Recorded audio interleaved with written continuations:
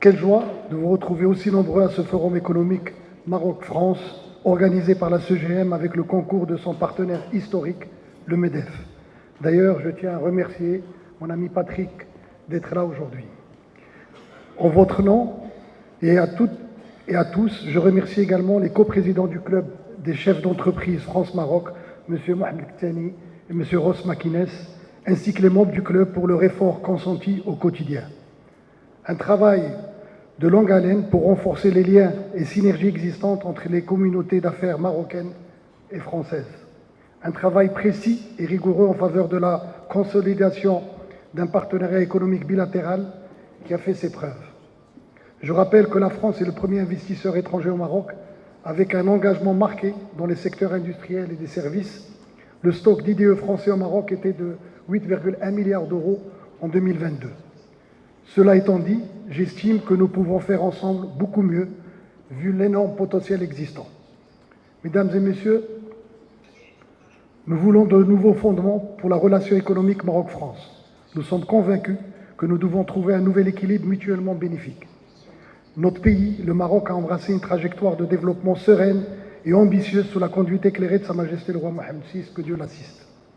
La France doit être aux avant-gardes des pays partenaires de ce développement, avec une relation plus innovante, plus résistante et plus verte.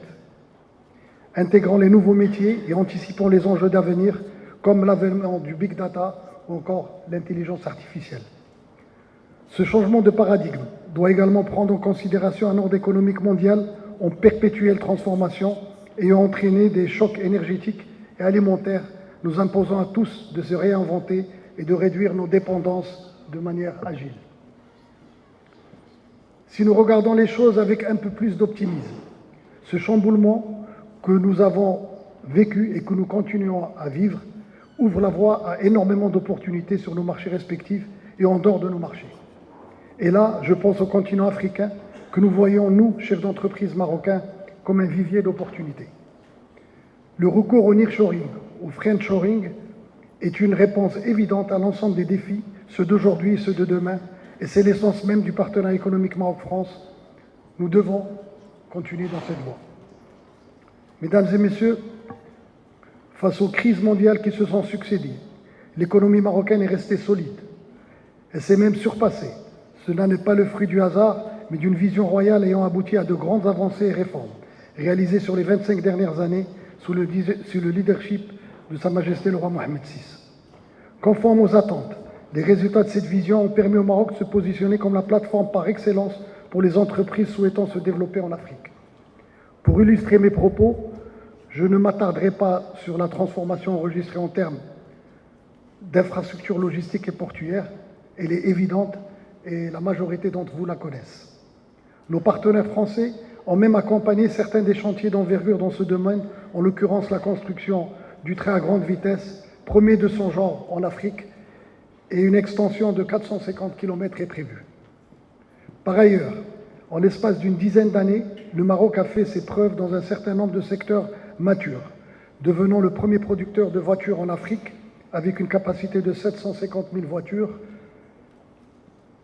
par an, 65% de taux d'intégration et l'ambition d'atteindre 1 million de voitures d'ici l'année prochaine. Aujourd'hui, le Maroc est aussi le premier hub industriel aéronautique en Afrique, avec 42% d'intégration locale et une croissance moyenne de 20%. L'automobile et l'aéronautique sont de beaux exemples de succès du partenariat économique entre les deux pays. Toujours dans l'industrie, le Royaume est le deuxième producteur de médicaments en Afrique, avec un engagement fort des opérateurs nationaux à contribuer à la souveraineté sanitaire du continent. Et enfin, dans le textile ou dans l'agroalimentaire, le Maroc reste parmi les premiers exportateurs vers l'Union européenne dans le cadre d'un accord Maroc-UE qui est certes efficace, mais que nous cherchons aussi à moderniser. Pour ce qui est des services, ils se développent également à pas de géant. Je pense à tout ce qui est externalisation et outsourcing, avec une demande de plus en plus importante, en l'occurrence dans les nouveaux métiers. Je pense aussi à la tech, et nous sommes actuellement témoins de l'émergence d'un écosystème marocain de start-up très promoteur. Un autre secteur est celui des services de santé, un domaine qui est appelé à se développer de manière exponentielle avec le déploiement en cours du projet royal de la généralisation de la protection sociale.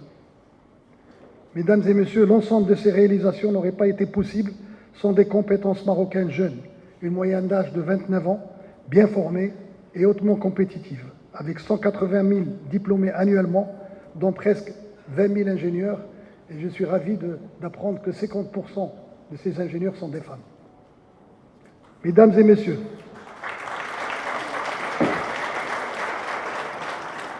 dans une conjoncture marquée aussi par l'accentuation des effets du changement climatique que nous constatons dans notre quotidien, il est impératif de produire vert, et le Maroc a été parmi les pionniers à s'être engagé dans cette voie de la transition énergétique avec un objectif clair, atteindre une part de 52% de sources renouvelables produites. Et là aussi, le potentiel d'investissement est énorme.